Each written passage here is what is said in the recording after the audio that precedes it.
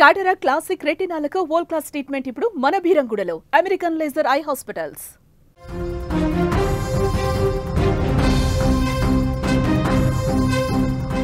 పాకిస్తాన్ పై భారత్ గెలవడంతో దేశవ్యాప్తంగా సంబరాలు అంబరాన్నంటాయని చెప్పుకోవచ్చు.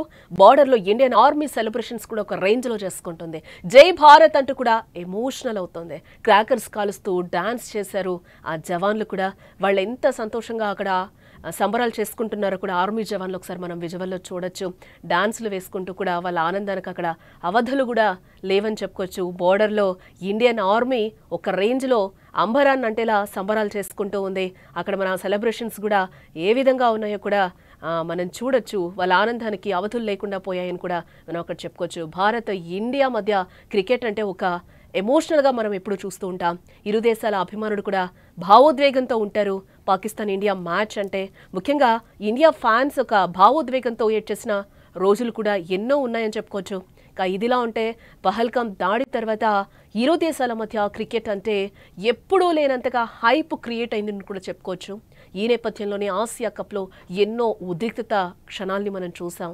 పాక్ క్రికెటర్ల కవ్వింపులు, బ్యాట్తో భారత ఆటగాళ్ల కౌంటర్లు, స్టేడియంలో అభిమానుల ఎమోషనల్ దృశ్యాలు ఆసియా కప్కు ఎన్నడూ లేనంత గుర్తింపు తెచ్చిపెట్టాయని చెప్పుకోవచ్చు. అయితే నిన్న ఆసియా కప్ ఫైనల్లో పాకిస్తాన్పై భారత్ జట్టు గెలవడంతో బోర్డర్లో జవాన్లు సంబరాలు ఒక రేంజ్లో చేసుకున్నారు. క్రాకర్స్ కాలుస్తూ డాన్స్ చేస్తూ కేరింతలు కొట్టారు. మరికొందరు భావోద్వేగంతో ఎమోషన్ అయ్యారు. జై భారత్ అంటూ కూడా నినాదాలు చేస్తూ అక్కడ సంబరాలు చేసుకుంటున్న దృశ్యాలు కూడా మనకి ఒకంత ఎమోషన్కి గురి చేస్తున్నాయని కూడా మనం ఇక్కడ చెప్పుకోవచ్చు. క్రికెట్ ప్రపంచంలో భారత్ పాకిస్తాన్ మ్యాచ్ అంటే ఒక యుద్ధ వాతావరణమే. ఎంత ఎమోషన్గా చూస్తామో అదొక యుద్ధ వాతావరణం కూడా నెలకొంటుందని చెప్పుకోవచ్చు. కేవలం మైదానంలోనే కాకుండా మైదానం వెలుపల కూడా ఈ రెండు జట్ల మధ్య ఉద్రిక్తతలు కొనసాగుతూ ఉంటాయి. తాజాగా దుబాయ్లో జరిగిన ఆసియా కప్ 2025 ఫైనల్లోనూ ఇదే జరిగిందని చెప్పుకోవచ్చు.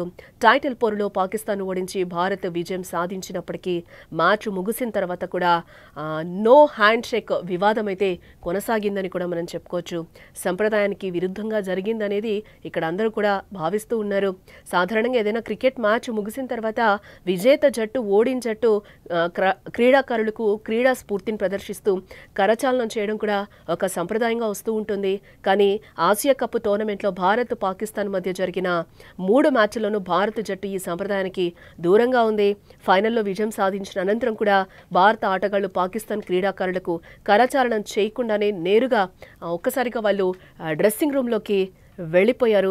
భారత్ జట్టు ఈ నో హ్యాండ్ షేక్ పాలసీని అనుసరించడం వెనుక ప్రధానంగా మనం చూస్తే రాజకీయ సైనిక అంశాలు ఉన్నట్లుగా కూడా మనకి తెలుస్తోంది. గతంలో జరిగిన మ్యాచ్ల సందర్భంగా భారత కెప్టెన్ సూర్యకుమార్ యాదవ్ తన నిర్ణయాన్ని పరోక్షంగా వెల్లడించారు.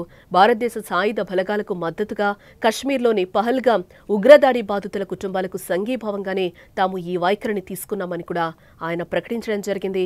పాకిస్తాన్ ఆటగాళ్ల నుంచి వచ్చిన కొన్ని వివాదాస్పద సంజ్ఞలు కూడా ఉద్రిక్తతలను పెంచాయి.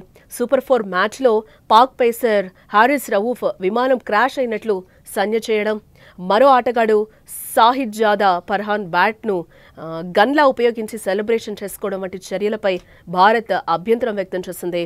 దీనిపై బీసీసీఐ ఐసీసీకి ఫిర్యాదు చేయగా రౌఫ్కు జరిమానా విధించడం, ఫర్హాన్ను మందలించడం కూడా జరిగిపోయింది.